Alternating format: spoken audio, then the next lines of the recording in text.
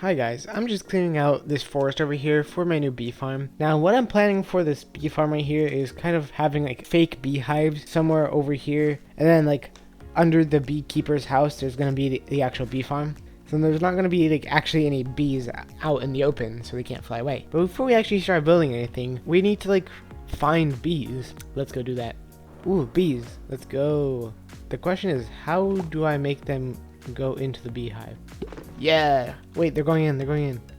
I think I'm gonna make the bee farm area right under here, and then I'll build the beekeeper house right over it. We'll have like a tree and some foliage and stuff like that, but we will see. Alright, so I dug out this little room over here for the bees. I'm gonna block this up so that they can't escape, and I'm gonna like turn it into grass, put some flowers down, and like let the bees do their thing so I can get some wax. Alright, so as you can see, I've done a little bit of progress off camera, and I've also gathered some materials in here.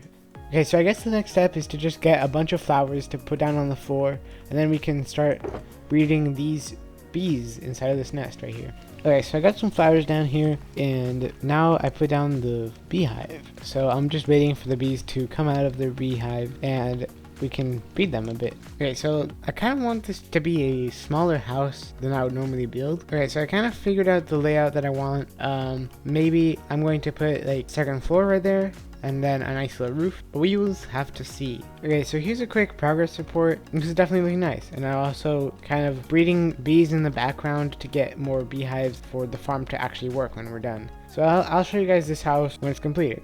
Okay, so as you can see, I've built the house, and now the next step is to work on like the outside area. So right now what I'm kind of trying to do is build kind of a boulder, I guess, just to fill some space. It also fits the pathway that I built. Now the next thing I want to make is a tree. That tree looks very nice. I'm very happy with how it came out. I kind of skipped building it because I thought it would be boring. And maybe I can make a video on how I make trees later on. So while I was waiting for the bees to produce all their honey, I kind of made like a little shed here. I don't know what's going to be inside of it, but it looks pretty cool. But now that we have the beehives, we can start building like this area a little bit. That's a pretty good amount of beehives, I think. Now is just the last step is to decorate it with like a bunch of grass and flowers, but I can definitely do that off camera.